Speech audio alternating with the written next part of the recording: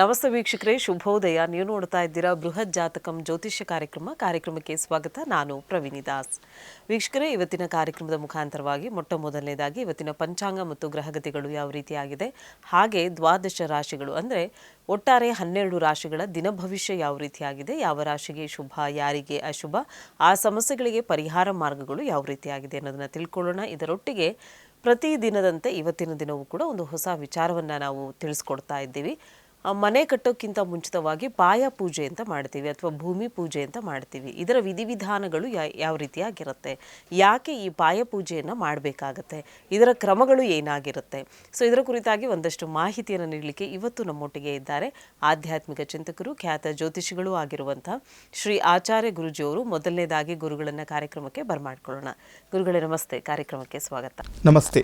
ಅಸ್ಮದ್ ಗುರುಭ್ಯೋ ನಮಃ. ಅಖಂಡ ಮಂಡಲಾಕಾರಂ ವ್ಯಾಪ್ತಂ ಯೇನ ಚರಾಚರಂ ತತ್ಪದಂ ದರ್ಶಿತಂ ಯೇನ ತಸ್ಮೈ ಶ್ರೀ ಗುರವೇ ನಮಃ. ಆಪದಾಮಪಹರ್ತಾರಂ ಧಾತಾರಂ ಸರ್ವಸಂಪದಾಂ ಲೋಕಾಭಿರಾಮಂ ಶ್ರೀರಾಮಂ ಭೂಯೋರ್ಭೂಯೋ ನಮಾಮ್ಯಹಂ. ಮನೋಜವನ್ ಮಾರುತತುಲ್ಯ ವೇಗಂ ಜಿತೇಂದ್ರಿಯಂ ಬುದ್ಧಿಮತಾನ್ ವರಿಷ್ಠಂ ವಾತಾತ್ಮಜನ್ ವಾನರ್ಯೂಥ ಮುಖ್ಯಂ ಶ್ರೀರಾಮಧೂತಂ ಶಿರಸಾ ನಮಾಮಿ. ಜೈ ಶ್ರೀಮನ್ನಾರಾಯಣ. ಇನ್ನು ಮೊದಲನೇದಾಗಿ ಇವತ್ತಿನ ಪಂಚಾಂಗ ಮತ್ತು ಗ್ರಹಗತಿಗಳು ಯಾವ ರೀತಿಯಾಗಿದೆ ಗುರುಗಳೇ, ತಿಳಿಸ್ಕೊಡಿ. ನೋಡಿ, ಎಂದಿನಂತೆ ಪಂಚಾಂಗವನ್ನು ತಿಳಿದುಕೊಳ್ಳುವಂಥ ಸಮಯ.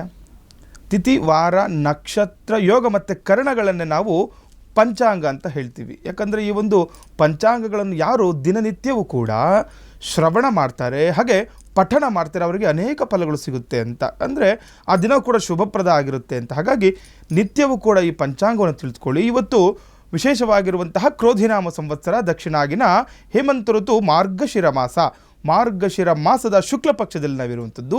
ಮಂಗಳವಾರ, ಶುಕ್ಲ ಪಕ್ಷದ ದಶಮಿ ತಿಥಿ, ಅಂದರೆ ಶುಕ್ಲ ಪಕ್ಷದ 10ನೆಯ ದಿವಸ ದಶಮಿ ತಿಥಿ ಈ ದಿನ ನೋಡ್ಬೋದಾಗಿದೆ. ಅದೇ ರೀತಿ ಉತ್ತರ ಭಾದ್ರ ನಕ್ಷತ್ರವನ್ನು, ವ್ಯತಿಪಾತ ಯೋಗವನ್ನು ಕೂಡ ಈ ದಿನ ನೋಡ್ಕೊಳ್ತಾ, ಅದೇ ರೀತಿ ತೈತುಲ ಕರಣವನ್ನು ಕೂಡ ಈ ದಿನ ಪಂಚಾಂಗಗಳಲ್ಲಿ ನೋಡ್ಕೋಬೋದಾಗಿದೆ. ಅದೇ ರೀತಿ ರಾಹುಕಾಲ, ಗುಳಿಕ ಕಾಲ ಮತ್ತು ಯಮಗಂಡ ಕಾಲಗಳನ್ನು ಕೂಡ ನಾವು ಅವಶ್ಯಕವಾಗಿ ತಿಳ್ಕೋಬೇಕಾಗುತ್ತೆ. ನೋಡಿ, ನಾವು ಹಿಂದಿನಿಂದ ಬಂದಂತಹ ನಮ್ಮ ಸಂಪ್ರದಾಯ ಇದು. ನಮ್ಮ ಪೂರ್ವಜರು ಕೂಡ ಯಾವುದೇ ರೀತಿಯ ಶುಭ ಕಾರ್ಯಗಳನ್ನಾಗಲಿ ಅಥವಾ ಶುಭ ಕಾರ್ಯಕ್ಕೆ ಒಂದು ಪ್ರಯಾಣವನ್ನಾಗಲಿ ಈ ರಾಹುಕಾಲ ಮತ್ತು ಯಮಗಂಡ ಕಾಲಗಳಲ್ಲಿ ಮಾಡಿಕೊಳ್ಳೋದಿಲ್ಲ. ಹಾಗಾಗಿ ಇವತ್ತಿನ ರಾಹುಕಾಲ, ಗುಳಿಕ ಕಾಲ ಮತ್ತು ಯಮಗಂಡ ಕಾಲಗಳನ್ನು ತಿಳಿದು ದಿನವನ್ನು ಪ್ರಾರಂಭ ಮಾಡೋದ್ರಿಂದ ಅನೇಕ ಫಲಗಳು ನಮಗೆ ಸಿಗುತ್ತೆ ಅಂತ. ಹಾಗಾಗಿ ಇವತ್ತು ರಾಹುಕಾಲ ಮಧ್ಯಾಹ್ನ 3 ಗಂಟೆ 3 ನಿಮಿಷದಿಂದ 4 ಗಂಟೆ 28 ನಿಮಿಷದವರೆಗೆ ಈ ದಿನ ರಾಹುಕಾಲವನ್ನು ನಾವು ನೋಡ್ಬೋದು. ಹಾಗೆ ಯಮಗಂಡ ಕಾಲ 9 ಗಂಟೆ 22 ನಿಮಿಷದಿಂದ 10 ಗಂಟೆ 47 ನಿಮಿಷದವರೆಗೆ ಯಮಗಂಡ ಕಾಲವನ್ನು ಕೂಡ ತಿಳ್ಕೊಬೋದಾಗಿದೆ. ಅದೇ ರೀತಿ ಗುಳಿಕ ಕಾಲ 12 ಗಂಟೆ 13 ನಿಮಿಷದಿಂದ 1 ಗಂಟೆ 38 ನಿಮಿಷದವರೆಗೆ ಗುಳಿಕ ಕಾಲವನ್ನು ತಿಳ್ಕೊಬೋದು. ಇನ್ನು ಬ್ರಾಹ್ಮಿ ಮುಹೂರ್ತ ಅಂತ ನೋಡಿ, ಬ್ರಾಹ್ಮಿ ಮುಹೂರ್ತ ನಿತ್ಯವೂ ಕೂಡ ತಿಳಿಸ್ಕೊಡ್ತಾ ಬರ್ತಾ ಇದ್ದೀವಿ.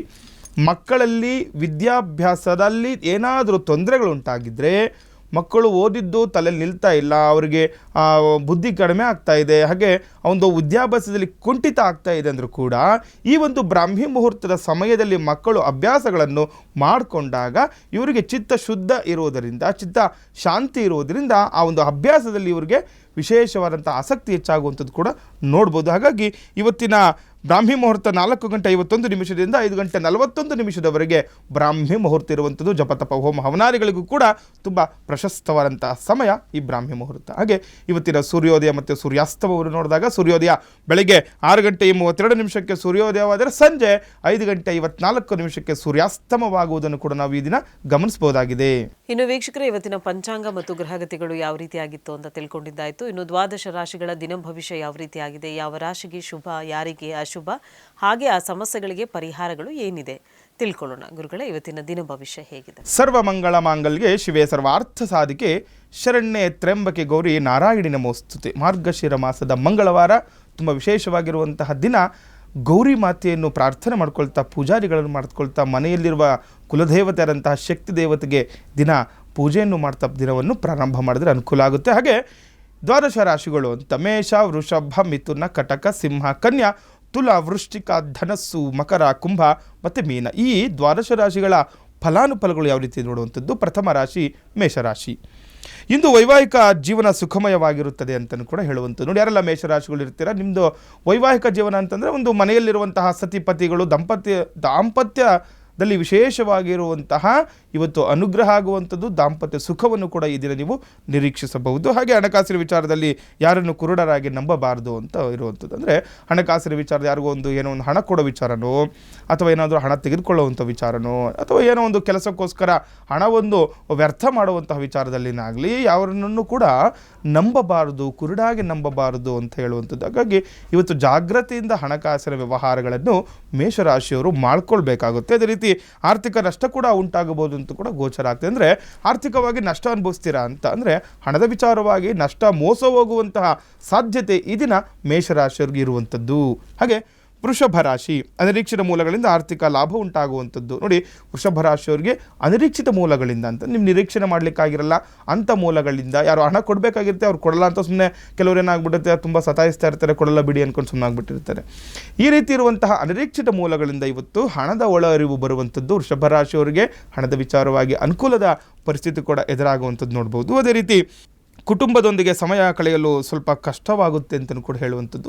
ಏನಾದರೂ ಕುಟುಂಬದ ಜೊತೆ ಇಲ್ಲ ಹೊರಗಡೆ ಹೋಗ್ಬೇಕು ಅಂದ್ಕೊಂಡಿರೋದು, ಅಥವಾ ಅವ್ರ ಜೊತೆ ಇರಬೇಕಂದ್ರೂ ಕೂಡ ಇವತ್ತು ಕಷ್ಟ. ಅಂದರೆ ಯಾವುದೋ ಒಂದು ವ್ಯಾಪಾರ ಉದ್ಯೋಗದ ನಿಮಿತ್ತ ನೀವು ಬೇರೆ ಕಡೆ ಹೋಗುವಂತಹ ಲಕ್ಷಣಗಳು ಕೂಡ ಗೋಚರ ಆಗಿರುವಂಥದ್ದು. ಆಧ್ಯಾತ್ಮಿಕ ಚಟುವಟಿಕೆಗಳಲ್ಲಿ ಆಸಕ್ತಿ ಹೆಚ್ಚಾಗುತ್ತೆ ಅಂತಲೂ ಕೂಡ ಹೇಳುವಂಥದ್ದು. ದೇವರ ವಿಚಾರದಲ್ಲಿ ಯಾವುದೋ ಒಂದು ಪೂಜೆ ಪುರಸ್ಕಾರಗಳಲ್ಲಿ ಆ ಒಂದು ಚಟುವಟಿಕೆಗಳಲ್ಲಿ ಭಾಗವಹಿಸುವಂಥ ಲಕ್ಷಣ ಗೋಚರ ಆಗ್ತಾ ಇದೆ. ಆಸಕ್ತಿ ಕೂಡ ಹೆಚ್ಚಾಗುವಂಥದ್ದು ವೃಷಭ ರಾಶಿಯವರಿಗೆ ಈ ದಿನ ನೋಡ್ಕೋಬಹುದು. ಅದೇ ರೀತಿ ಇನ್ನು ಮಿಥುನ ರಾಶಿ, ಶೈಕ್ಷಣಿಕ ಕೆಲಸದಲ್ಲಿ ಯಶಸ್ಸನ್ನು ಪಡೆಯಲು ನೀವು ಕಷ್ಟಪಟ್ಟು ಕೆಲಸ ಮಾಡಬೇಕಾಗುತ್ತೆ ಅಂತ ಹೇಳುವಂಥದ್ದು. ನೋಡಿರಲ್ಲ, ಮಿಥುನ ರಾಶಿಗಳಿರ್ತೀರಾ, ಈ ಶೈಕ್ಷಣಿಕ ವಿಚಾರವಾಗಿ ಅಥವಾ ಶಿಕ್ಷಕರಾಗಿರ್ಬೋದು ಅಥವಾ ಒಂದು ಓದ್ತಾ ಇರುವಂತಹ ಮಕ್ಕಳಾಗಿರ್ಬೋದು, ಸ್ವಲ್ಪ ಕಷ್ಟಪಟ್ಟು ಈ ದಿನ ನೀವು ಕೆಲಸ ಕಾರ್ಯಗಳಲ್ಲಿ ಮಗ್ನರಾಗಬೇಕಾಗುತ್ತೆ. ಓದುವುದರಲ್ಲಾಗಲಿ ಅಥವಾ ಅಭ್ಯಾಸಗಳಲ್ಲಾಗಲಿ ಇವತ್ತು ಹೆಚ್ಚು ಕಷ್ಟಪಡಬೇಕು ಅಂತ ಹೇಳ್ತಾ ಇದೆ ಮಿಥುನ ರಾಶಿಯವರಿಗೆ.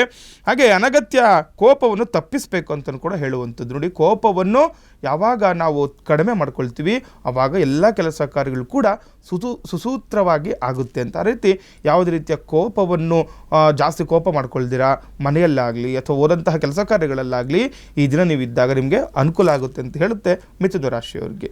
ಇನ್ನು ಕರ್ಕಾಟಕ ರಾಶಿ, ವ್ಯವಹಾರದಲ್ಲಿ ತೊಂದರೆ ಉಂಟಾಗಬಹುದು ಅಂತಲೂ ಕೂಡ ನೋಡಬೇಕು. ನೋಡಿ, ಕಟಕ ರಾಶಿಯವರು ಏನಾದರೂ ಇವತ್ತು ವ್ಯವಹಾರದಲ್ಲಿ ಇವತ್ತು ತೊಂದರೆ ಗೋಚರ ಆಗಿರೋದ್ರಿಂದ ನೋಡಿಕೊಂಡು ವ್ಯಾಪಾರ ವ್ಯವಹಾರಗಳನ್ನು ಮಾಡ್ಕೋಬೇಕು, ಜಾಗೃತಿಯಾಗಿ ಇರಬೇಕಾಗುತ್ತೆ ನಿಮ್ಮ ವ್ಯಾಪಾರ ಉದ್ಯೋಗ ಕ್ಷೇತ್ರಗಳಲ್ಲಿ.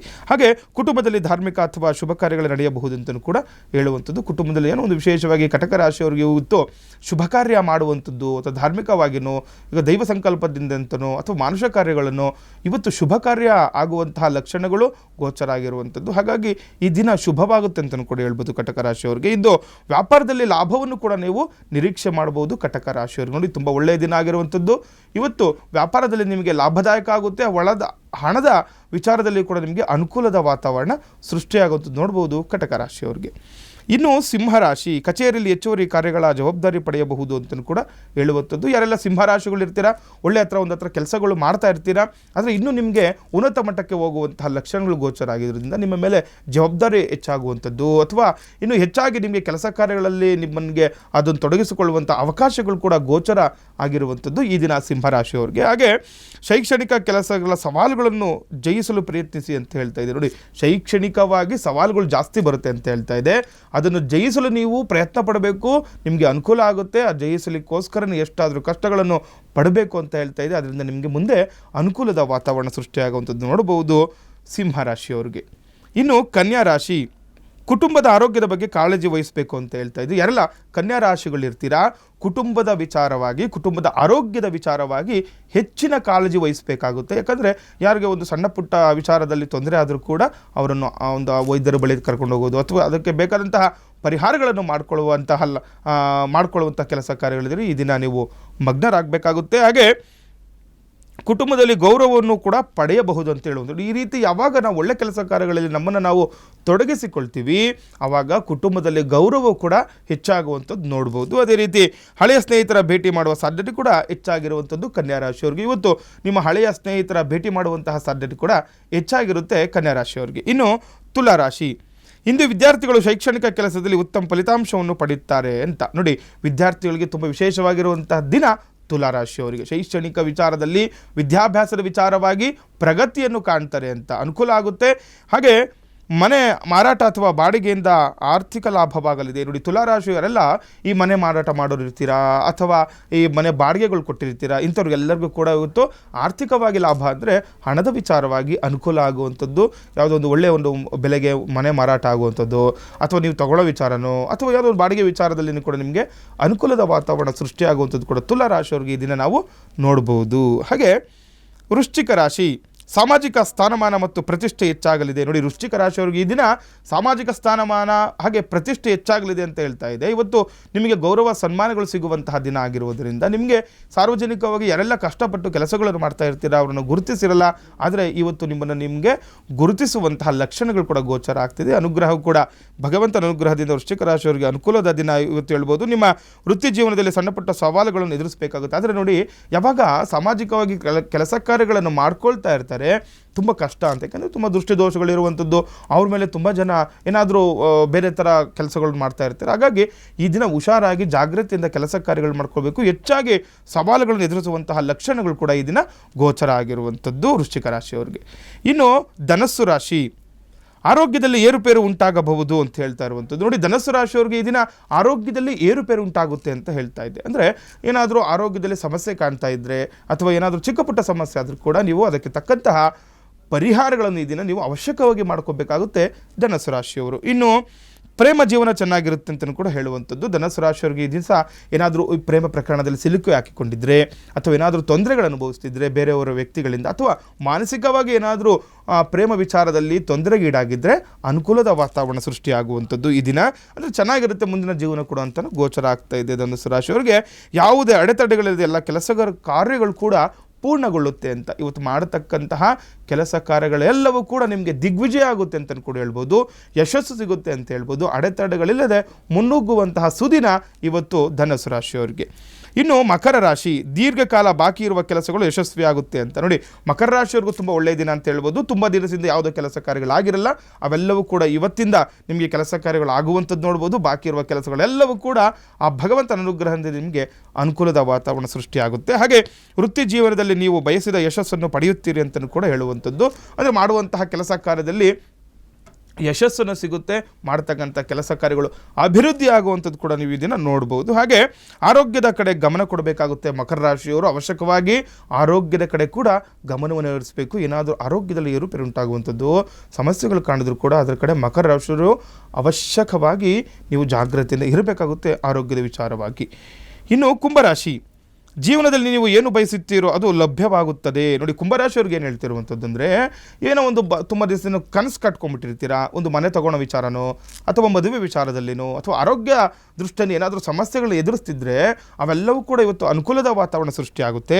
ಏನು ಬಯಸ್ತಿರಲ್ವ ಅದು ನಿಮಗೆ ಕೈ ಸೇರುವಂತಹ ಲಕ್ಷಣಗಳು ಕೂಡ ಗೋಚರ ಆಗ್ತಾ ಇದೆ ಕುಂಭರಾಶಿಯವರಿಗೆ. ಸಮಾಜದಲ್ಲಿ ಮನ್ನಣೆ ಸಿಗಲಿದೆ ಅಂತಲೂ ಕೂಡ ಇವತ್ತು ಗೋಚರ ಪರದಲ್ಲಿರುವಂಥದ್ದು. ಅಂದರೆ ಕುಂಭರಾಶಿಯವರಿಗೆ ತುಂಬ ವಿಶೇಷವಾಗಿರುವಂತಹ ದಿನ. ಸಮಾಜದಲ್ಲಿ ಗೌರವ ಸನ್ಮಾನಗಳು ಕೂಡ ಹೆಚ್ಚಾಗುವಂಥದ್ದು ನೋಡ್ಬೋದು. ಹಣದ ಒಳಹರಿವು ಕೂಡ ಹೆಚ್ಚಾಗುತ್ತೆ ಅಂತ ಹೇಳ್ತಾ ಇದ್ದೀನಿ. ನೋಡಿ, ಕುಂಭರಾಶಿಯವರಿಗೆ ತುಂಬ ಒಳ್ಳೆಯ ವಿಶೇಷವಾಗಿರುವಂತಹ ದಿನ. ಹಣದ ಒಳಹರಿವು ಅಂದರೆ ಹಣದ ವಿಚಾರವಾಗಿ ಏನಾದರೂ ತೊಂದರೆ ಅನುಭವಿಸಿದರೆ, ಯಾರಿಗಾದರೂ ದುಡ್ಡು ಕೊಟ್ಟು ಕಳ್ಕೊಂಡಿದ್ರೆ ಅಥವಾ ಏನಾದರೂ ಪ್ರಾಬ್ಲಮ್ಸ್ ಆಗಿದ್ರು ಕೂಡ ಅವೆಲ್ಲವೂ ಕೂಡ ನಿವಾರಣೆ ಆಗಿ ನಿಮಗೆ ಹಣದ ಒಳಹರಿವು ಕೂಡ ಹೆಚ್ಚಾಗುವಂಥದ್ದು ಈ ದಿನ ಗೋಚರ ಆಗ್ತಾ ಇದೆ. ಇನ್ನು ಕಡೆಯ ರಾಶಿ ಮೀನರಾಶಿ, ಕಲೆ ಮತ್ತು ಸಂಗೀತದ ಕಡೆಗೆ ಆಸಕ್ತಿ ಹೆಚ್ಚಾಗಬಹುದು. ನೋಡಿ, ಮೀನರಾಶಿಯವ್ರಿಗೆ ಏನು ಹೇಳ್ತಿರುವಂಥದ್ದು ಅಂದರೆ, ಕಲೆ ಮತ್ತು ಸಂಗೀತ ಕಡೆಗೆ ಆಸಕ್ತಿ ಹೆಚ್ಚಾಗುತ್ತೆ ಅಂತ ಹೇಳ್ತಾ ಇದೆ. ಅಂದರೆ ಯಾವುದೋ ಒಂದು ವಿಚಾರವಾಗಿ ಕೆಲವರು ಒಂದು ವಿಶೇಷವಾಗಿರುವಂತಹ ಅವರಲ್ಲಿ ಒಂದು ವಿಭಿನ್ನವಾದಂತಹ ಶಕ್ತಿ ಹೊಂದಿರ್ತಾರೆ. ಅವರೆಲ್ಲರಿಗೂ ಕೂಡ ಇವತ್ತು ವಿಶೇಷವಾಗಿರುವಂತಹ ದಿನ ಅಂತ ಹೇಳ್ಬೋದು ಮೀನರಾಶಿಯವರಿಗೆ. ಹಾಗೆ ಕೌಟುಂಬಿಕ ಜೀವನ ಸುಖಮಯವಾಗಿರುತ್ತದೆ ಅಂತಲೂ ಕೂಡ ನೋಡ್ಕೋಬೇಕು. ನೋಡಿ, ಕುಟುಂಬದಲ್ಲಿ ಕೂಡ ಆ ಜೀವನ ಸುಖಮಯವಾಗಿರುವಂಥದ್ದು. ಏನಾದರೂ ಅಡೆತಡೆಗಳು ತೊಂದರೆಗಳು ಏನೇ ಇದ್ದರೂ ಕೂಡ ಮೀನರಾಶಿಯವರಿಗೆ ತುಂಬ ಅನುಕೂಲದ ದಿನ. ಕುಟುಂಬದಲ್ಲಿ ಸುಖ ಶಾಂತಿ ನೆಮ್ಮದಿ ಸಿಗುವಂಥದ್ದು ಕೂಡ ನಾವು ಈ ದಿನ ಗೋಚರ ಆಗಿರುವಂಥದ್ದು. ಹಾಗೆ ಮನಸ್ಸಿನಲ್ಲಿ ಶಾಂತಿ ಮತ್ತು ಸಂತೋಷ ಕೂಡ ಇರುವಂಥದ್ದು. ಹಾಗೆ ಮನಸ್ಸಿನಲ್ಲಿ ಕೂಡ ನಿಮಗೆ ವಿಶೇಷವಾಗಿ ಶಾಂತಿ ನೆಮ್ಮದಿ ಸಿಗುವಂಥದ್ದು ಕೂಡ ಈ ದಿನ ಗೋಚರ ಆಗಿರೋದ್ರಿಂದ ನೀವು ಮೀನರಾಶಿಯವರಿಗೆ ತುಂಬ ಅನುಕೂಲದ ದಿನ, ವಿಶೇಷವಾಗಿರುವಂತಹ ದಿನ ಅಂತಲೂ ಕೂಡ ಈ ದಿನ ಹೇಳ್ಬೋದಾಗಿದೆ ಮೀನರಾಶಿಯವರಿಗೆ. ವೀಕ್ಷಕರೇ, ಒಟ್ಟಾರೆ 12 ರಾಶಿಗಳ ಫಲಾನುಫಲ ಯಾವ ರೀತಿಯಾಗಿತ್ತು? ಯಾವ ರಾಶಿಗೆ ಶುಭ, ಯಾರಿಗೆ ಅಶುಭ ಅನ್ನೋದನ್ನ ತಿಳ್ಕೊಂಡಿದ್ದಾಯಿತು. ಇನ್ನು ಗುರೂಜಿಯವ್ರನ್ನ ನೀವು ನೇರವಾಗಿ ಬಂದು ಭೇಟಿ ಆಗಬೇಕು ಅಂದರೆ ನಿಮ್ಮ ಟಿವಿ ಸ್ಕ್ರೀನ್ ಮೇಲೆ ಕಾಣ್ತಾ ಇರುವಂಥ ನಂಬರ್ಗೆ ಕರೆ ಮಾಡಿ ಹೆಚ್ಚಿನ ಮಾಹಿತಿಯನ್ನು ಪಡ್ಕೊಳ್ಬಹುದು ಅಂತ ಹೇಳ್ತಾ ಕಾರ್ಯಕ್ರಮದಲ್ಲಿ ಪುಟ್ಟದೊಂದು ವಿರಾಮ.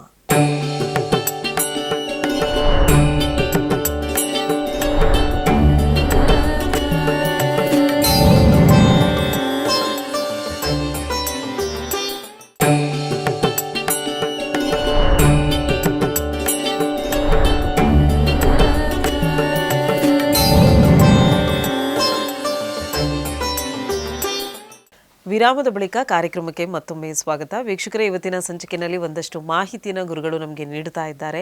ಯಾವ ರಾಶಿಗೆ ಶುಭ, ಯಾರಿಗೆ ಅಶುಭ ಅಂತ ತಿಳ್ಕೊಂಡಿದ್ದಾಯಿತು. ಇನ್ನು ಇವತ್ತಿನ ದಿನ ವಿಶೇಷತೆಗೆ ಹೋಗುವಂಥ ಸಮಯ. ಪ್ರತಿ ಸಂಚಿಕೆಯಂತೆ ಇವತ್ತಿನ ಸಂಚಿಕೆಯಲ್ಲಿ ಒಂದು ಹೊಸ ವಿಚಾರದ ಬಗ್ಗೆ ನಮಗೆ ತಿಳುವಳಿಕೆಯನ್ನು ಗುರೂಜಿಯವರು ನೀಡುತ್ತಾ ಇದ್ದಾರೆ. ಮನೆ ಕಟ್ಟೋಕ್ಕಿಂತ ಮುಂಚಿತವಾಗಿ ಪಾಯ ಪೂಜೆ ಅಂತ ನಾವು ಮಾಡ್ತೀವಿ, ಅಥವಾ ಭೂಮಿ ಪೂಜೆ ಅಂತ ಮಾಡ್ತೀವಿ. ಈ ಪೂಜೆಯನ್ನು ಯಾಕೆ ಮಾಡಬೇಕು, ಹೇಗೆ ಮಾಡಬೇಕು, ಇದರ ವಿಧಿವಿಧಾನಗಳು ಯಾವ ರೀತಿಯಾಗಿರುತ್ತೆ, ಇದರ ಕ್ರಮಗಳು ಯಾವ ರೀತಿಯಾಗಿರುತ್ತೆ, ಇದರಲ್ಲಿ ಏನಾದರೂ ದೋಷಗಳಿದ್ದರೆ ಆ ದೋಷಕ್ಕೆ ಪರಿಹಾರ ಏನಾದರೂ ಇದೆಯಾ, ಜ್ಯೋತಿಷ್ಯ ಶಾಸ್ತ್ರ ಇದಕ್ಕೆ ಏನು ಹೇಳುತ್ತೆ? ಗುರುಗಳೇ, ಇವತ್ತಿನ ದಿನ ವಿಶೇಷತೆ ನೋಡಿ. ಇವತ್ತು ವಿಶೇಷವಾಗಿ ನಾವು ಭೂಮಿ ವಿಚಾರವಾಗಿ ಮಾತಾಡ್ತಿದ್ವಿ. ಅಂದರೆ ಒಂದು ಮನೆ ಕಟ್ಟೋಕ್ಕಿಂತ ಮುಂಚೆ ಭೂಮಿಯನ್ನು ಯಾವ ರೀತಿ ಶುದ್ಧಿ ಮಾಡಬೇಕು ಅಂತ. ಇದನ್ನು ಕೆಲವರು ಭೂಶುದ್ಧಿ ಅಂತ ಹೇಳುವಂಥದ್ದು, ಹಾಗೆ ಕೆಲವರು ಪಾಯ ಪೂಜೆ ಅಂತಲೂ ಕೂಡ ಹೇಳ್ತಾರೆ, ಕೆಲವರು ಭೂಮಿ ಪೂಜೆ ಅಂತಾರೆ, ಕೆಲವರು ಗುದ್ದಲಿ ಪೂಜೆ ಅಂತ ಹೇಳ್ತಾರೆ, ಇನ್ನೂ ಕೆಲವರು ಶಂಕುಸ್ಥಾಪನೆ ಅಂತಲೂ ಕೂಡ ಹೇಳುವಂಥದ್ದು. ಕೆಲವೊಂದು ವಿಚಾರಗಳಲ್ಲಿ ಶಂಕುಸ್ಥಾಪನೆಗಳನ್ನು ಮಾಡ್ತೀವಿ. ದೊಡ್ಡ ದೊಡ್ಡ ಒಂದು ಹಾಸ್ಪಿಟಲ್ಗಳಿಗೆ ಆಗಲಿ ಅಥವಾ ದೇವಸ್ಥಾನಗಳಿಗೆ ಆಗಲಿ ಈ ದೊಡ್ಡ ಪ್ರಮಾಣದಾಗಿ ಮಾಡಿದಾಗ ಶಂಕುಸ್ಥಾಪನೆ ಅಂತ ಮಾಡ್ತೀವಿ. ಯಾಕಂದರೆ ಏನಾದರೂ ಅಲ್ಲಿ ದುಷ್ಟಶಕ್ತಿಗಳ ಹಾವಳಿ ಜಾಸ್ತಿ ಇತ್ತು ಅಂದರೆ ಕಡಿಮೆ ಆಗಬೇಕು. ಅಂದರೆ ಬ್ರಹ್ಮಸ್ಥಾನದಲ್ಲಿ ಒಂದು ಶಂಕುಸ್ಥಾಪನೆ ಮಾಡುವಂಥದ್ದು, ಅಲ್ಲಿ ಒಂದು ಶಕ್ತಿ ಹೆಚ್ಚಾಗಲಿ, ದೇವಸ್ಥಾನದಲ್ಲಿ ಕೂಡ ಅನುಗ್ರಹ ಸಿಗಲಿ ಅಂತ ಮಾಡುವಂಥದ್ದು. ಅದೇ ರೀತಿ ಈ ಮನೆ ಕಟ್ಟುವ ವಿಚಾರಕ್ಕೆ ಬಂದಾಗ ನಾವು ಭೂಮಿ ಪೂಜೆ ಅಂತ ಮಾಡ್ತೀವಿ, ಭೂಮಿ ಶುದ್ಧಿ ಅಂತ ಮಾಡ್ತೀವಿ. ನೋಡಿ, ಈ ಮನೆ ಕಟ್ಟುವುದು ಅನ್ನುವಂಥದ್ದು ತುಂಬ ಜನದ ಎಷ್ಟೋ ವರ್ಷದ ಕನಸು ಅಂತ. ನಾವು ಸಾಮಾನ್ಯವಾಗಿ ಹೇಳ್ತಾ ಇರ್ತೀವಿ, ಋಣಾನುಬಂಧ ರೂಪೇಣ ಪಶು ಪತ್ನಿ ಸುತಾಲಯ ಅಂತ. ನೋಡಿ, ಇದರಲ್ಲಿ ಈ ಋಣದಲ್ಲೇ ಕೂಡ ಇದು ಕೂಡ ಬರುವಂಥದ್ದು. ನಾವು ಸಾಮಾನ್ಯವಾಗಿ ಹೇಳ್ತೀವಿ, ಒಂದು ಮಕ್ಕಳು ಹುಟ್ಟಬೇಕಾದ್ರೂ ಋಣ ಇರುತ್ತೆ, ಒಂದು ಮದುವೆ ಆಗಬೇಕಾದ್ರೂ ಕೂಡ ಋಣ ಇರಬೇಕು ಅಂತ. ಆದರೆ ಮನೆ ಕಟ್ಟಬೇಕಂದ್ರೂ ಕೂಡ ಋಣ ಇರಬೇಕು ಅಂತ ಹೇಳ್ತಾರೆ. ಸಾಮಾನ್ಯವಾಗಿ ನಾವು ಆಡು ಭಾಷೆಯಲ್ಲಿ ಮಾತಾಡ್ತಿರ್ತಾರೆ, ಮದುವೆ ಮಾಡಿ ನೋಡು, ಮನೆ ಕಟ್ಟಿ ನೋಡು ಅಂತ. ಹಾಗಾಗಿ ಈ ಒಂದು ಮನೆ ಕಟ್ಟುವುದು ಅನ್ನುವಂಥ ವಿಚಾರನೇ ತುಂಬ ವಿಶೇಷವಾಗಿರುವಂಥದ್ದು. ತುಂಬ ವರ್ಷಗಳ ಕನಸಿರುತ್ತೆ, ಎಷ್ಟೋ ಕಷ್ಟಪಟ್ಟಿರ್ತಾರೆ, ಎಷ್ಟೋ ವರ್ಷಗಳ ದುಡಿದಿರ್ತಾರೆ ಒಂದು ಮನೆ ಕಟ್ಟಬೇಕು ಅಂತಂದರೆ. ತುಂಬ ಜನದ ಆಸೆ ಆಕಾಂಕ್ಷೆಗಳನ್ನು ಹೊತ್ತಿರ್ತಾರೆ. ಯಾಕಂದರೆ ಈಗ ಸಾಮಾನ್ಯವಾಗಿ ಈಗ ನಾವು ನೋಡ್ತಿರ್ತೀವಿ ಬೆಂಗಳೂರಲ್ಲೆಲ್ಲ ಈ ಬಾಡಿಗೆ ಮನೆಗಳಲ್ಲಿ ಇದ್ದಾಗ ಯಾವ ರೀತಿ ಅನುಭವಿಸ್ತಿರ್ತಾರೆ. ಒಂದು ಸಣ್ಣದು ಮಳೆ ಹೊಡಿಬೇಕಂದ್ರೂ ಕಷ್ಟ, ಅವ್ರಿಗೆ ಇಷ್ಟವಾಗಿರೋ ಒಂದು ಪೇಂಟ್ ಮಾಡಿಸ್ಬೇಕಂದ್ರೂ ಕಷ್ಟ, ಅವ್ರಿಗೆ ಯಾರಾದರೂ ಅವರ ಸಂಬಂಧಿಕರು ಬರೋದು ಆ ಥರ ತುಂಬ ಕಷ್ಟದ ವಾತಾವರಣದಲ್ಲೇ ಜೀವನ ಮಾಡಿರ್ತಾರೆ. ಇಂಥವ್ರಿಗೆಲ್ಲ ಏನಿರುತ್ತೆ ಮನಸ್ಸಲ್ಲಿ, ನಮ್ಮದ್ದೇ ಆದಂತಹ ಒಂದು ಮನೆ ಇದ್ದರೆ ಎಷ್ಟು ಚೆನ್ನಾಗಿರುತ್ತೆ, ನಮಗೆ ಅನುಕೂಲ ಆಗುತ್ತೆ, ಮಕ್ಕಳಿಗೆ ಅನುಕೂಲ ಆಗುತ್ತೆ, ಓದೋಕ್ಕೆ ಏನೇ ಆಗಲಿ ಒಂದು ಸ್ವಲ್ಪ ಜೋರಾಗಿ ಮಾತಾಡೋಂಗಿಲ್ಲ, ಒಂದು ನಮ್ಗೆ ಇಷ್ಟ ಬಂದಂಗೆ ಮನೇಲಿ ಇರೋಕ್ಕಾಗಲ್ಲ. ಈ ರೀತಿನೆಲ್ಲ ತುಂಬ ಜನ ಅನುಭವಿಸ್ತಿರೋದು ನೋಡಿದ್ದೀವಿ. ಇಲ್ಲೇ ಅಂತಲ್ಲ, ನಾವು ಬೇರೆ ಕಡೆ ಈಗ ಹಳ್ಳಿ ವಾತಾವರಣದಲ್ಲಿ ಹೋದ್ರೂ ಕೂಡ ಹಂಗೆ ಇರುತ್ತೆ. ಅದು ಬೇರೆಯವ್ರ ಮನೇಲಿದ್ದರೆ ಅಲ್ಲಿ ಏನೂ ಕೂಡ ಮಾಡಲಿಕ್ಕಾಗಲ್ಲ, ಅವ್ರಿಗೆ ಅನುಕೂಲ ರೀತಿಯಲ್ಲಿ ವರ್ತನೆ ಮಾಡಲಿಕ್ಕಾಗಲ್ಲ. ಈ ರೀತಿ ಕೆಲವೊಬ್ಬರಿಗೆ ಸಾಕು ಪ್ರಾಣಿಗಳು ಸಾಕಬೇಕು ಅಂತ ಇರುತ್ತೆ. ಈ ಬಾಡಿಗೆ ಮನೆಗಳಲ್ಲಿ ಹೋದರೆ ಅದೆಲ್ಲ ಮಾಡಲಿಕ್ಕಾಗಲ್ಲ. ಕೆಲವೊಬ್ಬರಿಗೆ ಈ ಪರಿಸರದ ಮೇಲೆ ತುಂಬ ಆಸಕ್ತಿ ಇರುತ್ತೆ. ಯಾವುದೋ ಗಿಡಗಳ ಇಡಬೇಕು, ತುಳಸಿ ಗಿಡ ಇಡಬೇಕು, ಬೇರೆ ಬೇರೆ ಎಲ್ಲ ತುಂಬ ಆಸೆ ಇರುತ್ತೆ. ಆದರೆ ಇಲ್ಲಿ ಕಂಡೀಷನ್ ಹಾಕ್ಬಿಡ್ತಾರೆ, ಈ ಥರ ಸಾಕು ಪ್ರಾಣಿಗಳು ಸಾಕಂಗಿಲ್ಲ, ಮತ್ತು ಯಾವುದೇ ರೀತಿಯ ಗಿಡಗಳನ್ನು ಇಲ್ಲಿ ಬೆಳೆಸಬಾರ್ದು. ಯಾಕಂದರೆ ಅದು ಆ್ಯಕ್ಚುಲಿ ಇಲ್ಲಿ ಈಗ ಈ ಒಂದು ಹೇಳಬೇಕು ಅಂತಂದರೆ ಇಲ್ಲಿ ಸ್ವಲ್ಪ ತೊಂದರೆಗಳು ಕೂಡ ಆಗುವಂಥದ್ದು. ಯಾಕಂದರೆ ದಿನನಿತ್ಯವೂ ಕೂಡ ಅಲ್ಲಿ ನೀರು ಹಾಕ್ತಾ ಇರ್ತಾರೆ, ಆ ನೀರು ಬಿದ್ದು ಅಲ್ಲಿ ಬಿಲ್ಡಿಂಗಿಗೆ ಏನಾದರೂ ತೊಂದರೆ ಆಗುತ್ತೆ, ಆದರೆ ಅವ್ರಿಗೂ ಕೂಡ ಕಾಳಜಿ ಇರುವಂಥದ್ದು. ಹಾಗಾಗಿ ಈಗ ಸ್ವಂತ ಮನೆ ಬೇಕು ಅನ್ನೋರು ತುಂಬ ಜನ ಇರುತ್ತೆ, ತುಂಬ ಜನ ಕನಸು ಕಟ್ಕೊಂಡ್ಬಿಟ್ಟಿರ್ತಾರೆ. ಆದರೆ ನೋಡಿ, ಅವಶ್ಯಕವಾಗಿ ಒಂದು ಮನೆ ಏನಾಗುತ್ತೆ, ಈಗ ಎಷ್ಟೋ ಕನಸು ಕಟ್ಟು ಏನೋ ಮಾಡಿ ಎಲ್ಲೋ ಒಂದು ಸೈಟ್ ತೊಗೊಂಡು ಮನೆ ಮಾಡಬೇಕು ಅಂತ ಪ್ರಾರಂಭ ಮಾಡಿಬಿಡ್ತಾರೆ. ಏನಾಗುತ್ತೆ, ಆ ಭೂಮಿಯಲ್ಲಿ ಏನಾದರೂ ತೊಂದರೆಗಳಿದ್ದರೆ, ಅವಶೇಷಗಳೇನಾದರೂ ಇದ್ದರೆ, ಅಸ್ಥಿಗಳು ಏನಾದರೂ ಇದ್ದರೆ, ಭೂಮಿಯಲ್ಲಿ ಏನಾದರೂ ಪ್ರೇತ ಬಾಧೆ ಇತ್ತು ಅಂತಂದರೆ ಏನಾಗುತ್ತೆ, ಮನೆ ಪೂರ್ಣಗೊಳ್ಳಲ್ಲ. ಈಗ ಪೂಜೆ ಮಾಡಿಸ್ತಾರೆ ಗುರುಗಳೇ, ನಾವು ಪೂಜೆ ಮಾಡಿಸಿದ್ವಿ ಆದರೂ ನಮಗೆ ಇದಾಗಿಲ್ಲ ಅಂತಂದರೆ, ಯಾಕಂದರೆ ಆ ಪೂಜೆ ವಿಧಿವಿಧಾನಗಳನ್ನು ಕೂಡ ತಿಳ್ಕೊಬೇಕಾಗುತ್ತೆ, ತಿಳ್ಕೊಂಡು ಮಾಡಬೇಕು, ಯಾವ ರೀತಿ ಮಾಡಬೇಕು, ಯಾಕೆ ಮಾಡಬೇಕು, ಅಲ್ಲಿ ಏನು ತೊಂದರೆ ಇದೆ ಅಂತ. ನಾವು ಹೇಳ್ತೀವಿ ಸಾಮಾನ್ಯವಾಗಿ ಎಲ್ಲ ಕಡೆನೂ ಒಂದೇ ರೀತಿ ಪೂಜೆ ಅಂತ ಇರಲ್ಲ. ಯಾಕಂದರೆ ಒಂದು ಭೂಮಿ ಶುದ್ಧಿ ಇರಬೇಕು ಅನ್ನುವಂಥದ್ದು. ಕೆಲವೊಂದು ಈಗ ನೋಡಿ, ಊರಿಂದ ಆಚೆ ಮಾಡ್ತಾರೆ, ಊರಿಂದ ಆಚೆ ಮಾಡೋದ್ರಿಂದ ಅಲ್ಲಿ ಏನಿದೆ, ಆ ಒಂದು ಸ್ಥಳದಲ್ಲಿ ಮುಂಚೆ ಏನಾಗಿತ್ತು ಅಲ್ಲಿ ಅಸ್ಥಿಗಳಿರ್ಬೋದು, ಅಥವಾ ಯಾವುದೇ ಮೂಳೆಗಳು ಬಿದ್ದಿರ್ಬೋದು, ಈಗ ನಾಯಿ ಮೂಳೆಗಳನ್ನು ಅಥವಾ ಬೇರೆ ಯಾವುದೋ ಒಂದು ಪ್ರಾಣಿಗಳ ಮೂಳೆಗಳಿರ್ಬೋದು, ಅಲ್ಲಿ ಸಾವು ನೋವು ಉಂಟಾಗಿರ್ಬೋದು, ಅದಕ್ಕೆಲ್ಲ ಅಲ್ಲಿ ಏನಾಗಿರುತ್ತೆ, ಅಲ್ಲಿ ಸಂಸ್ಕಾರ ಆಗಿರಲ್ಲ. ಅಂಥ ಸ್ಥಳದಲ್ಲಿ ಅವಶ್ಯಕವಾಗಿ ನಾವು ಕೆಲವೊಂದು ತಂತ್ರಗಳನ್ನು, ಕೆಲವೊಂದು ಪೂಜೆಗಳನ್ನು ನಾವು ಮಾಡ್ಕೊಳ್ಳೇಬೇಕಾಗುತ್ತೆ. ಆ ಮಾಡ್ಕೊಂಡಿಲ್ಲ ಅಂದರೆ ಏನಾಗುತ್ತೆ ಅಂದರೆ ನೋಡಿ, ಈಗ ಮನೆ ಪ್ರಾರಂಭ ಮಾಡಿ ಪಾಯನೋ ಅಥವಾ ಪಿಲ್ಲರೋ ಏನೋ ಹಾಕೊಂಡ್ಬಿಟ್ಟಿರ್ತಾರೆ, ಅರ್ಧಕ್ಕೆ ಮನೆ ನಿಂತು ಹೋಗ್ಬಿಡುವಂಥದ್ದು, ಅಥವಾ ಕೆಲಸಗಾರರು ಕೈ ಕೊಟ್ಟು ಹೋಗುವಂಥದ್ದು, ಅಥವಾ ಆ ಒಂದು ಸ್ಥಳದಲ್ಲಿ ಸಾವು ನೋವು ಉಂಟಾಗುವಂಥದ್ದು. ನೋಡಿ, ಸಾಮಾನ್ಯವಾಗಿ ನಾವು ಮನೆ ಪ್ರಾರಂಭ ಆಗಿ, ಯಾಕಂದರೆ ಏನೂ ಆಗಬಾರ್ದಲ್ಲಿ ನಾವು ಪೂಜೆ ಮಾಡ್ಬೇಕಾದ್ರೆ ನಾವು ಭಗವಂತನ ಕೇಳ್ಕೊಳ್ತೀವಿ, ಅವ್ರ ಮನೆ ದೇವ್ರನ್ನ ಆವಾಹನೆ ಮಾಡಿ ಅಲ್ಲಿ ಕೇಳ್ಕೊಳ್ತೀವಿ. ಈ ಒಂದು ಸ್ಥಳದಲ್ಲಿ ಯಾವುದೇ ರೀತಿಯ ನೋವುಗಳು, ಸಾವುಗಳು, ಏನು ಒಂದು ರಕ್ತ ಬಿದ್ದರೂ ಕೂಡ ಅದು ತೊಂದರೆ ಆಗುತ್ತೆ. ಅಲ್ಲಿ ಒಂದು ಅದು ಹೇಳ್ತಾರಲ್ಲ, ಆಯಾಸ ಆಗಿ ಉಸಿರು ಬಿಟ್ಟರು ಕೂಡ ಅದು ನಮಗೆ ತಪ್ಪುತ್ತೆ ಅಂತ ಅಂದರೆ ಆ ಒಂದು ಯಜಮಾನನಿಗೆ ತಲುಪುತ್ತೆ ಅಂತ. ಹಾಗಾಗಿ ಯಾವುದೇ ರೀತಿಯ ತೊಂದರೆಗಳು, ಅಡ್ಡಿಗಳು, ಆತಂಕಗಳಿಲ್ಲದ್ರೆ ಮನೆ ಪೂರ್ಣ ಆಗಬೇಕಂದ್ರೆ ಏನು ಮಾಡಬೇಕು, ಪ್ರಥಮ ಶಾಸ್ತ್ರ ಚೆನ್ನಾಗಿರಬೇಕು. ಅದನ್ನು ಭೂಮಿ ಪೂಜೆ ಅಂತ ನಾವು ಹೇಳ್ತೀವಿ. ನೋಡಿ, ಭೂಮಿ ಪೂಜೆ ಅನ್ನುವಂಥದ್ದು ಇವಾಗ ನಾವು ಸಾಮಾನ್ಯವಾಗಿ ಎಲ್ರಿಗೂ ಕೂಡ ಗೊತ್ತು, ಒಂದು ದೇವಮೂಲೆಯಲ್ಲಿ ಭೂಮಿ ಪೂಜೆ ಮಾಡ್ತೀವಿ ನಾವು. ಸಾಮಾನ್ಯ 5 ಕಲ್ಲುಗಳನ್ನ ಇಡ್ತೀವಿ. ಯಾಕೆ ಅಂದರೆ ಪಂಚಭೂತಗಳ ಒಂದು ಸಾಕ್ಷಿಯಾಗಿ 5 ಕಲ್ಲುಗಳನ್ನ. ಯಾಕೆಂದರೆ ನಮ್ಮ ಮಾನವ ಜನ್ಮ ಕೂಡ ನಾವು ಹುಟ್ಟಿದಾಗಿಂದಲೂ ಕೂಡ ಪಂಚಭೂತಗಳ ಅಧೀನದಲ್ಲೇ ನಾವು ಇರುವಂಥದ್ದು. ಹಾಗೆ ನಮ್ಮ ದೇಹ ಕೂಡ ಪಂಚಭೂತಗಳಿಂದ ಇರುವಂಥದ್ದು. ಹಾಗಾಗಿ ಆ ಪಂಚಭೂತಗಳನ್ನು ಆವಾಹನೆ ಮಾಡಿಕೊಂಡು ಪೂಜಾದಿಗಳನ್ನು ಮಾಡಿ ಪ್ರಥಮವಾಗಿ ಗಣಪತಿ ಪೂಜೆ ಮಾಡ್ತೀವಿ ಅಲ್ಲಿ. ಯಾಕಂದರೆ ಈ ಒಂದು ಮನೆ ನಿರ್ವಿಘ್ನವಾಗಿ ಸಾಗಬೇಕು. ನಾವು ಅಂದ್ಕೊಂಡ್ರೆ ಕೆಲಸ ಕಾರ್ಯಗಳು ಯಾವುದೇ ರೀತಿಯ ವಿಘ್ನಗಳು ಬಾರದಂತೆ ನಿರ್ವಿಘ್ನವಾಗಿ ಸಾಗಲಿ ಅಂತ. ಯಾಕಂದರೆ ವಿಘ್ನಕ್ಕೂ ನಿರ್ವಿಘ್ನಕ್ಕೂ ಗಣಪತಿ ಕಾರಣನಾಗಿರ್ತಾನೆ. ಮಾಡ್ತಕ್ಕಂಥ ಕೆಲಸ ಕಾರ್ಯಗಳೆಲ್ಲವೂ ಕೂಡ ಯಶಸ್ಸಾಗಬೇಕು, ದಿಗ್ವಿಜಯ ಸಿಗಬೇಕು ಅಂತಂದರೆ ಒಂದು ಭೂಮಿ ಪೂಜೆಯಲ್ಲಿ ಪ್ರಥಮವಾಗಿ ಗಣಪತಿಯನ್ನು ಆರಾಧನೆ ಮಾಡ್ಕೊಳ್ಬೇಕು. ತದನಂತರ ಅವಶ್ಯಕವಾಗಿ ಅಲ್ಲಿ ಭೂಮಿ ಶುದ್ಧಿ ಮಾಡಬೇಕು. ನೋಡಿ, ಸಾಮಾನ್ಯವಾಗಿ ಈಗ ನಾಳೆ ನಾವು ಪೂಜೆ ಮಾಡ್ತೀವಿ ಅಂತಂದರೆ ಹಿಂದಿನ ಸಂಜೆನೇ ಅಲ್ಲಿ ಸಗಣಿ ಮತ್ತು ಗಂಜಲ ಮಿಶ್ರಣವಾಗಿರುವಂಥ ನೀರನ್ನು ಅಲ್ಲಿ ಸಮರ್ಪಣೆ ಮಾಡಬೇಕು, ಪ್ರೋಕ್ಷಣೆ ಮಾಡಬೇಕು ಅಂತ ಇದೆ. ಯಾಕಂದರೆ ಭೂಮಿ ಶುದ್ಧಿ ಆಗಬೇಕು. ನಾವು ಪೂಜೆ ಮಾಡಲಿಕ್ಕೂ ಮುಂಚಿತವಾಗಿ ಈ ಭೂ ಶುದ್ಧಿ ಆಯಿತು ಅಂದರೆ ನಮಗೆ ಪೂಜೆಗೆ ಅನುಕೂಲ ಆಗುತ್ತೆ ಅಲ್ಲಿ. ಯಾಕಂದರೆ ನಾವು ನೋಡಿ, ಇವಾಗ ಏನು ಒಂದು ಗಂಜಲ ಅನ್ನುವಂಥದ್ದು ಸಾಮಾನ್ಯವಾಗಿ ನಮ್ಮ ಹಿರಿಯರು ನೋಡಿ, ನಾವೆಲ್ಲಾದರೂ ಹೊರಗಡೆಯಿಂದ ಬಂದರೂ ಕೂಡ ನಮ್ಮ ಮೇಲೆ ಪ್ರೋಕ್ಷಣೆ ಮಾಡ್ತಾರೆ. ಯಾಕಂದರೆ ಯಾವುದೇ ರೀತಿಯ ದೋಷಗಳು, ಕಲ್ಮಶ ದೋಷಗಳು ಏನೇ ಇದ್ರೂ ಕೂಡ ಅದು ದೂರ ಆಗಲಿ, ನಿವಾರಣೆ ಆಗಲಿ ಅಂತ. ಹಾಗಾಗಿ ಆ ಒಂದು ಸ್ಥಳದಲ್ಲಿ ಸಗಣಿ ಮತ್ತು ಗಂಜಲದಿಂದ ಮಿಶ್ರಣವಾಗಿರುವಂಥ ನೀರನ್ನು ಎಷ್ಟಿದೆ ಇವರು ಈಗ ಒಂದು 30-40 ಅಥವಾ 60-40 ಈ ರೀತಿ ಅವ್ರದ್ದು ಒಂದು ಜಾಗ ಇರುತ್ತಲ್ವ, ಆ ಜಾಗಕ್ಕೆಲ್ಲವೂ ಕೂಡ ಪ್ರೋಕ್ಷಣೆ ಮಾಡಬೇಕು. ಮತ್ತು ಅದೇ ರೀತಿ ಈ ಅಂಕೋಲ ಕಡ್ಡಿ ಅಂತ ಹೇಳ್ತೀವಿ ನಾವು.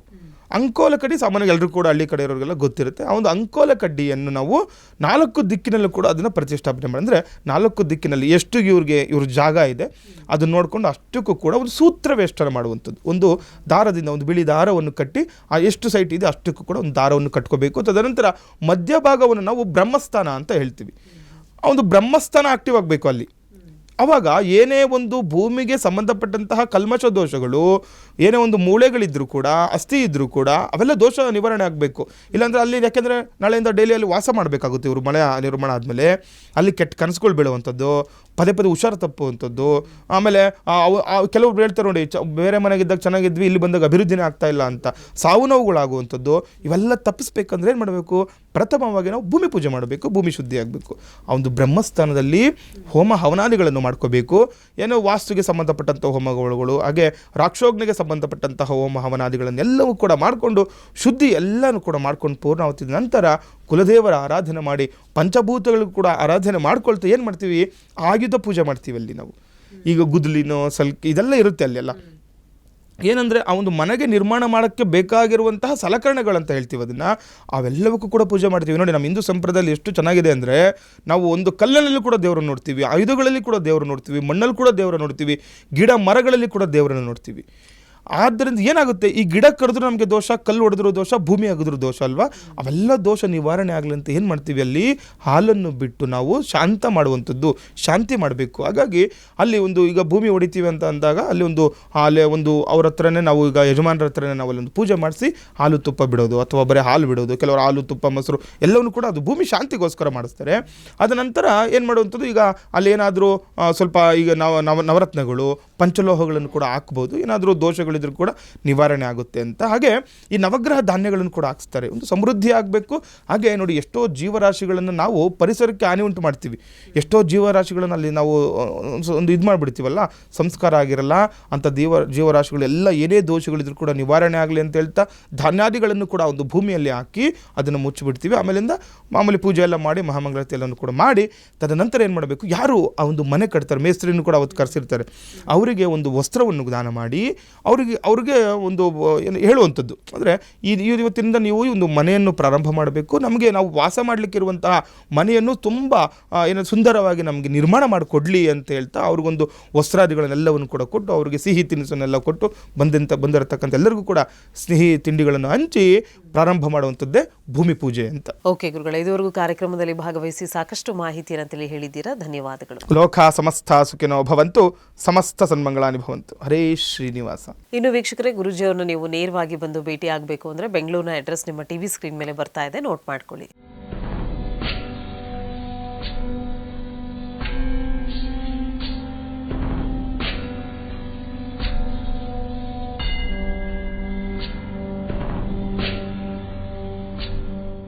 ಇದಾಗಿತ್ತು ಇವತ್ತಿನ ವಿಶೇಷ ಕಾರ್ಯಕ್ರಮ. ಮತ್ತೆ ನಿಮ್ಮ ಭೇಟಿ ಮುಂದಿನ ಸಂಚಿಕೆಯಲ್ಲಿ. ಧನ್ಯವಾದಗಳು.